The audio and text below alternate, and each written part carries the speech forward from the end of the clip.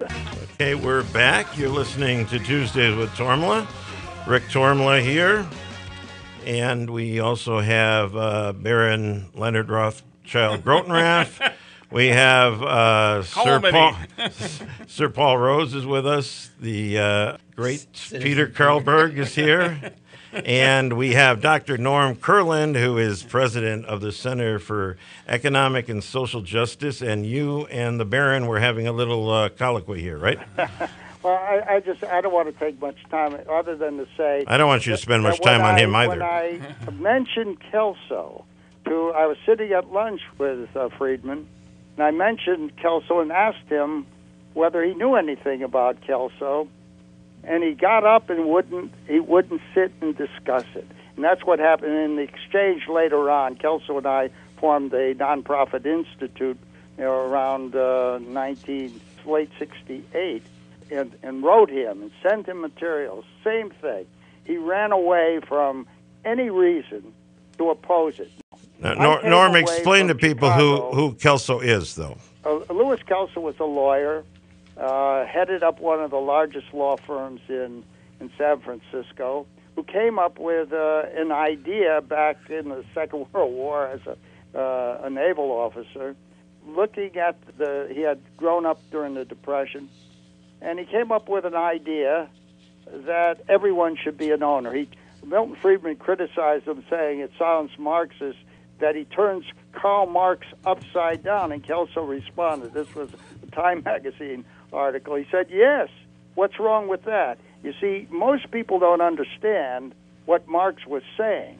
Marx said in the Communist Manifesto that you could summarize the entire philosophy in a single sentence: abolish private property in the means of production. And so all the communist points, 10 points, were all aimed at abolishing private property. And most of the countries in the world have followed most of the 10 points, including the United States, without ever saying that. Norm, let me interrupt you just a second. Tell everybody they're listening to WPRR, 1680 AM, 95.3 FM, streaming live at www.publicrealityradio.org. And you can call and ask Dr. Kurland questions. So, again, Norm, I don't want to interrupt any more than I'm usually interrupting. So, That's okay. Continue, please. When I left Chicago, I went straight to the federal government because I was interested in finding a solution to global war and how you solve the problems. And basically, I agreed with Friedman on how to handle the poor. You had at that time the idea of either a guaranteed annual income, or Friedman advocated a negative income tax. Well, what about full employment? Well, he didn't say that. He just talked about the negative income tax. Okay. Now, full employment was national policy since '46. So that wasn't the question. The real problem was I went into the government to try to solve that problem. I hadn't been in Strategic Air Command in the military back in the 50s. And so I knew that it was a pretty dangerous world there. America had to become the model. So I came into the federal government and got involved first with education and welfare law. And basically, this is Kennedy just coming in, Eisenhower leaving. And my ideas were Milton Friedman's negative income tax or guaranteed annual income. Get rid of the bureaucracy. Okay? Sounds familiar. So then I went into civil rights in '62 to '64. Spent a lot of time in Mississippi. Got very much involved. But with Medgar Evers, right? Well, Medgar Evers, the students down there, they were organized, and that was our project, is to issue a report on Mississippi. We were not working for Bob Kennedy. We were an independent. It was the U.S. Commission on Civil Rights. You got something against the Kennedy and the Shrivers, don't you? But we'll talk about it some other time. Anybody who's for empowering people, I'm for. Okay? So that's what Sarge did, but I just want to go on the record. When I left after Kennedy was assassinated, Johnson was able to get the war on poverty through. And in that was a way of subsidizing organizations, grassroots organizations. And that was the community action programs. They're still around. Yeah, we're familiar with them up here. And the idea, in my mind, because I wrote the guidelines on maximum feasible participation of the poor, I saw participation work in Mississippi for producing a revolutionary breakthrough in political progress. That is, lifting the barriers for access to the vote. But now it was, what do you do beyond that? And it was to organize grassroots groups to get behind the guaranteed annual income or negative income tax. That's the best I had. And then I saw that it wasn't going to work. No, Norm, can I hold on a second for just a little historical side trip? I mean, what you were doing and what the War on Poverty was doing with some of those community action programs, especially in the South, but also throughout the country, it was basically empowering people against their elected officials and funding them to do it, right? Well, that was the way some crazies like myself wanted it. No, I'm not saying that it wasn't a good idea. Those who were for that. The others were top-down, trickle-down approaches to the poverty question. Right, but some of the Southern leadership in Congress certainly didn't want their constituents any more empowered. I mean, they have the right to vote now to have power over their own destiny. But that was all over the country, north and south. People who had the political establishment in local areas felt threatened by grassroots groups being organized. Alinsky was out there teaching how to organize the unorganized. And as a result, and I knew Alinsky, but in any event, the idea then was to organize to change the system, how to get income to the poor. And the best that I had was redistribution of income, as Milton Friedman had said it. So I wasn't against the free enterprise system. It was that you should use the tax system to redistribute. And then I saw it wasn't going to work. I could see the resistance by the taxpayers to being mau-mau'd by the Alinsky types. Okay. So somebody stepped into my office. I was in San Francisco giving away money to grassroots organizations. That would be very participatory. And I was going to leave. I was frustrated. And this fellow started talking, do you ever hear of Louis Kelso? And I had never heard of Kelso and Adler's. I had never heard of Kelso. And, of course, Kelso and Adler wrote a book in 1958 while I was in law school. And you should explain, Norm, who Adler is, Mortimer Adler. Mortimer Adler was one of the great philosophers in this country. He was great books of the Western world. He was the editor-in-chief of the Encyclopedias Britannica 3 and the Syntopicon. He had these great books clubs all over the country. He used to teach the philosophy of law at the University of Chicago before I got there. And he did on either NPR or something, the Great Ideas series. Oh, right? Yeah. If people go to our website, they can get the interview with Mortimer Adler and Mike Wallace back in 1958. And it's a wonderful thing. Just go to our website at cesj.org. Norm, can we fast forward now to what you're doing now? Okay. You've got it, and give your epiphany with Kelso, and then let's move to what we're doing now. But you see, once I heard of Kelso, I left the government and joined Walter Reuther had formed. He was the chair of the Citizens Crusade, which had all the liberals, the so-called progressive labor leaders, all the top civil rights leaders, including King. They had Michael Harrington, Bayard Rustin, who organized the March on Washington. They were all there, and I was hired by people who knew that I was pushing Kelso. And that's what I did. I tried to spread the ideas. I visited places all over. I worked in Harlem and Bedford-Stuyvesant and others to embed the Kelso ideas of ownership as the alternative. Okay. See, that made sense because as a lawyer, I understood that power follows property. And if you don't have property rights, you're going to be vulnerable. You can own your own body, maybe, but if you're working for someone else and they don't like what you say, they fire you. So you don't have much control over your life in the present system. And I was very much for dealing with systems and how to improve on them, how to look at the flaws, look at the barriers, lift the barriers. That was the formula. Okay, Norm, I want you to get to the just third way, but again, I remind our listeners, you can call in with questions, 616-656-1680, 616-656-1680. You can throw them on my Facebook page, too, if you need to. Now, Norm, tell us about the founding of the just third way and then capital homesteading. The just third way was what Kelso called the theory of capitalism or universal capitalism. I don't like the word capitalism. It was invented not by Adam Smith or free market people. It was invented by the enemies of a market system.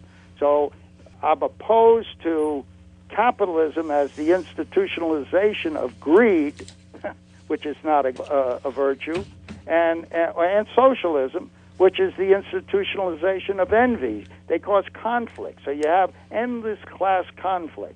America is based on the notion of a classless society, and the only way you can have a classless society is an economically classless society of every citizen being an owner, and Kelso offered the overall approach to bringing that about, including the methodology. What do you do in your tax system? How would you reform your tax system? How would you reform the Federal Reserve, banking laws, labor laws, etc., in order to enable every citizen to become an owner without having to take property away from existing owners? Well, you've got four experts in being classless here, so keep going. We all are, but the point is, yes, there is a class division between those who have the power of ownership, the power over money, and how do we get money power and ownership power to all the citizens? And Kelso put his finger on how to do that. And that's what it's not just the just third way is a philosophy. It's a view of what people call political economy, a worldview. But then Kelso invented something that he called the Industrial Homestead Act. Ronald Reagan supported the Industrial Homestead Act.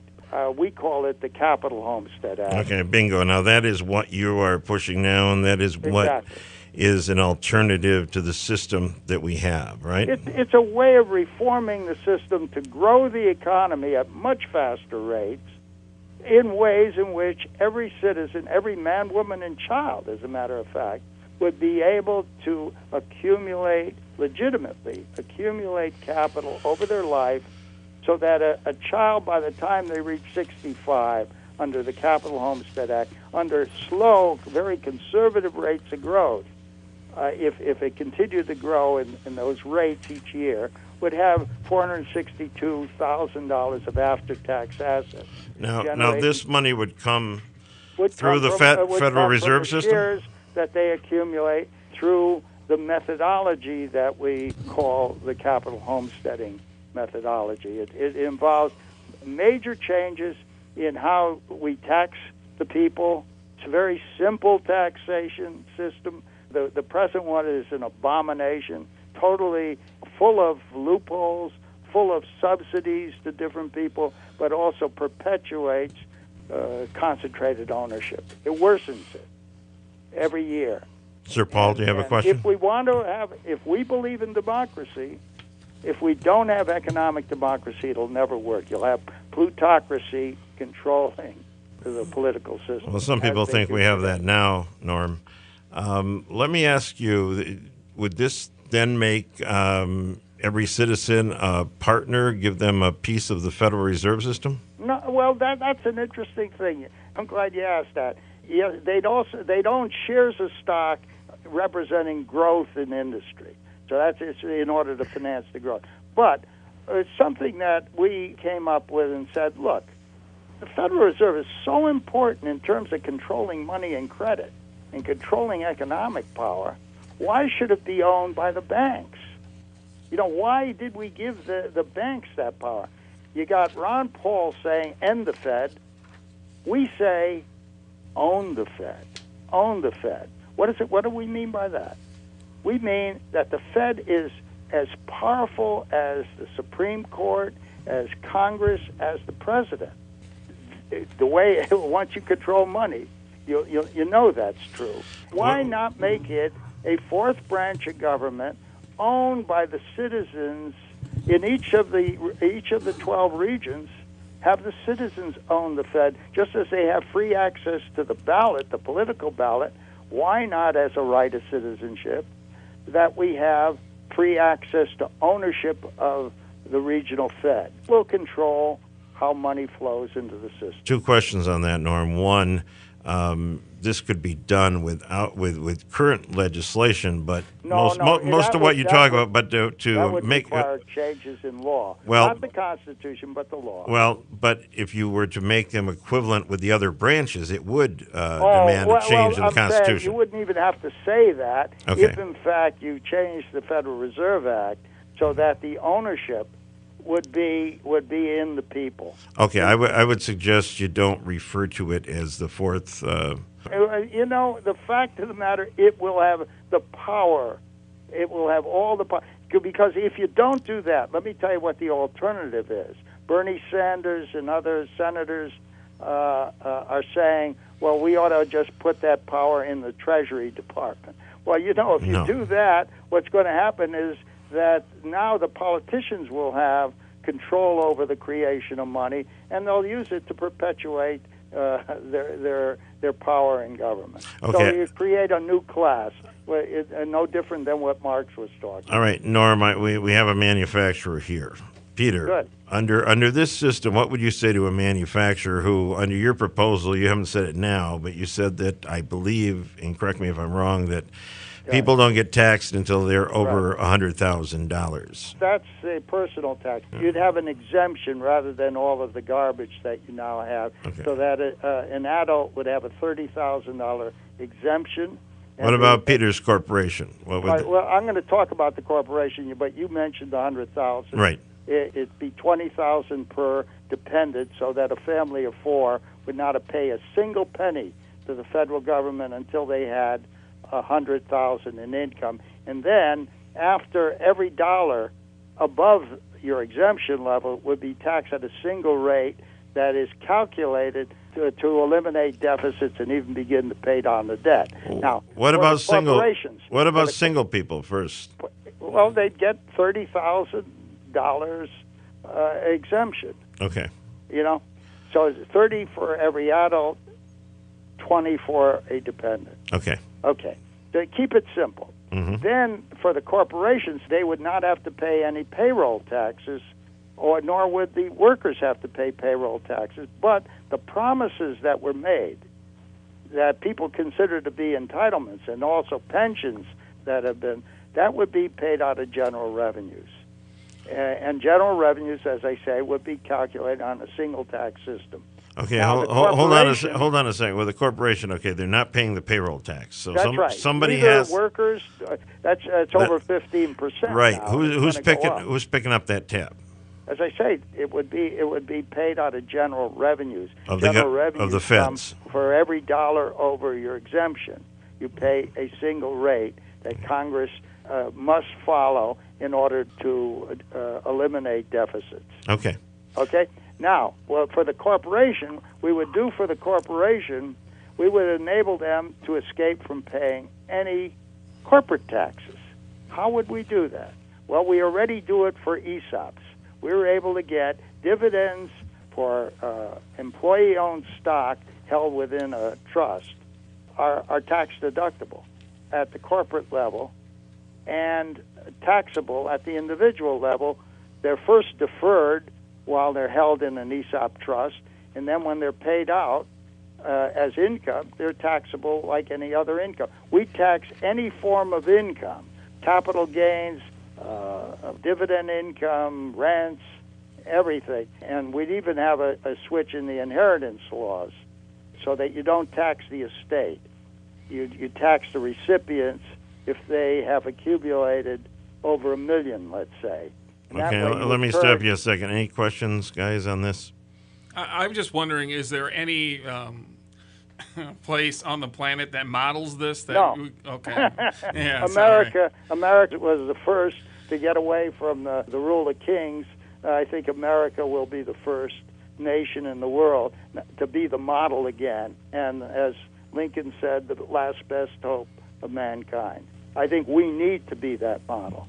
Well, there were republics, in Italy and, Yeah, nothing like here. No, very true. But, well, I mean, and also, how does this, maybe you can explain like an ESOP plan, how does that affect a corporation like Enron? Okay, that's when a good. corporation goes bankrupt. Yeah, okay, that's a great question. You're going to have risk, and Kelso says that when you have risk, and there is going to be risk, and there are going to be failures, no question about it. But there is an industry that deals with risk. It's called insurance. I was afraid you were going to say that. You see? So that the insurance, they calculate what is the percentage of deals, and they look at various quality criteria. What risk category are they in, and then you charge a premium. Norm, that's the only industry I trust less than the bankers. That's the only industry. Yeah, the well, insurance. It's a very important industry. Yeah. You see, but we'd have to have insure health. regulators watching it very closely, wouldn't we? We insure health, we insure homes, Yeah. we insure cars. Except Why that aren't in we cases- insuring capital? And as a matter of fact, Well, after Paul the had Second World a War, question on that, Norm. Well, you have a case of like Allstate doesn't have any policies in Florida anymore because after the hurricane, they said, no, we're not insuring that area anymore. So we now have Exactly. sealed ourselves off from worrying about any hurricanes. Right. So basically, they've just like left the market. Well, but again, what you want to do is say what in the system could make it much more efficient so that you minimize the risk of failure. That's why we should be thinking when we think in system terms. And so, yes, there are going to be failures, no matter what. We're never going to have a perfection in this world. Well, Norm, would you agree there'd have to be some kind of consumer watchdog over this? There's no problem with that. Yes, of Okay. course. Okay. Of course, you're going to have, you see, what Kelso said is you should have, just as we had with home insurance, a home doesn't pay for itself. So there's the risk that the homeowner may lose his job, a source of income. After the Second World War, they instituted government insurance. I don't want to see government. Kelso was talking about government. I think it can be done by the private sector. Okay. You see, and we're talking to people in Hartford, the so-called insurance capital. You ought to be offering a new product. You see, you'll make money. In other words, all insurance is you decide what is the risk and what's the cost, and then you start pooling. You pool the premiums so that when there is a failure, you can pay it down. Now, you gave a good example of insurance companies getting out because of the hurricane, but they probably felt they couldn't offer. The rates were too low, but if the rates were higher, they would have stayed in. But they probably figured that they couldn't get customers at that rate. But there's a social commitment that has well, to then, be if too. it can't be done, I mean, in this any is the way just third way. You need justice if it in can't there. be done by the private sector, and I say we shouldn't just start with that as a premise, Mhm. but rather, if it can't be done by the private sector, then you may have to turn to government. But I don't think it's necessary. But anyway, that's a debatable issue. Now, let's go back to the corporation. The reason we say we want to get the corporations to pay out their profits fully is that they will have to issue new shares. And under the Capital Homestead Act, the only kinds of shares that you could acquire, that the citizens could acquire, would be qualified shares. And by that, we would say, to be qualified, they have to be full dividend, full profit payout, full dividend payout shares. Now, you happen to be in a state which helped mess up the laws of property in corporate equity. And this on that note, can we just hold for a second and go to Sure. a break, and then we will be back in about 2 minutes. We're talking with Dr. Norm Kurland on the Just Third Way and capital homesteading. We will be back in about 2 minutes.